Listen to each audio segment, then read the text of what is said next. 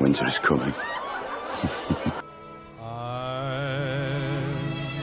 dreaming of a white Christmas. Hey, welcome to Half the Battle, and welcome once again to Winter is Coming. But before we get started, there's some housekeeping that needs doing. It's the end of the year, and that's a super busy time for me. Lots to do at work, there's family gatherings, friend gatherings, all of that stuff. I'm gonna have a lot of drinking to do. Thinking to do. So, to make things just a little easier on myself, next week there won't be a review. There will, however, be a special episode. Don't worry, I don't mean a very special episode, like that time on Family Ties when Alex Keaton accidentally killed a hooker. How can I do this, Mallory? I was out of control. It was like it wasn't even me. I mean a Christmas special. Now, I'm not sure when exactly it's gonna be out. Could be Christmas Eve, Christmas Day, or even the day after. Depends on how busy I get. Also, I'm sorry to say there won't be a video at all the first week of January, because that weekend is gonna be packed for me, with no time to film or edit or anything, so I'm taking that week off. So, to recap, next week, Christmas special, a week after that, I'm off. Everybody got that? With that said, let's start the show. Meet Whiteout. This figure was released in the year 2000 with absolutely no original body parts. Yeah, as I mentioned last week, this guy is pretty much a straight repaint of Snowjob. You'd be forgiven for thinking this figure too suffers from yellowing, like Snowjob, but this is, in fact, its original color scheme. Yes, for some reason they made him a darker shade of white, with light brown smeared all over him. I don't need to tell you what that reminds me of. What's that smell? I do like the color scheme they went with on the head. It reminds me even more of McReady from The Thing than last time. He's got a patch on his arm that reads AT. Big Ben, a character I reviewed way the hell back in episode 48, has the same one. That's because they were sold in a 2-pack together. Back then, I speculated that AT either stood for Arctic Team or Action Team. Considering it's on both of them, I'm gonna go with Arctic Team. Whiteout's accessories are... well... They are exactly the same as the original Snowjobs, down to the laser gun. As such, I've got nothing to complain about. They were as cool in 1983 as they were in the year 2000. Overall, it's a decent figure, but the paint job is somewhat crappy. Literally.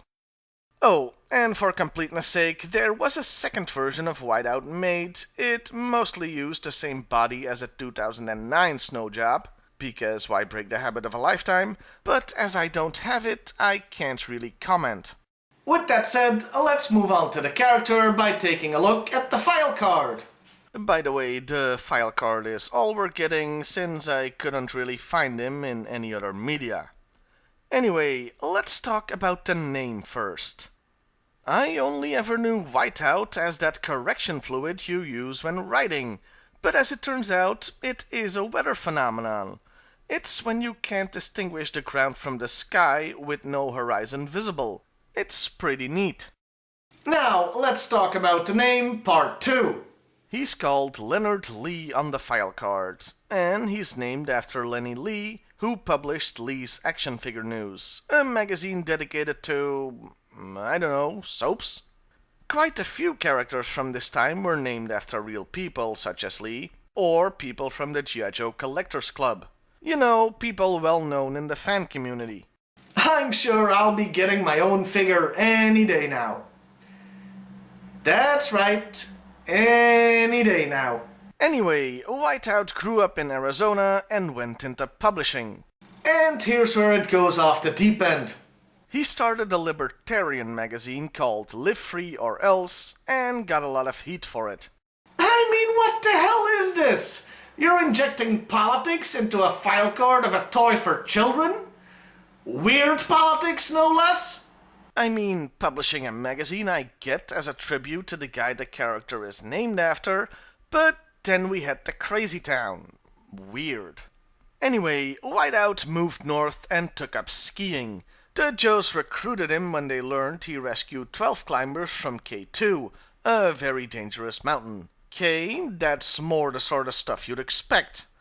Oh, and for completeness sake again, the second file card from the Pursuit of Cobra figure doesn't mention any of that crap. Instead, it tries to shoehorn him into the Rise of Cobra movie by saying he was the one who prepared all the Arctic equipment the actual movie characters used. Again, weird.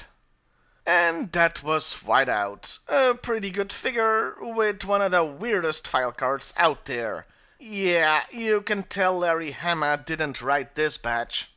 Normally, this is where I'd bid you adieu, but there's one more thing I have to talk about. It's to do with last week's episode.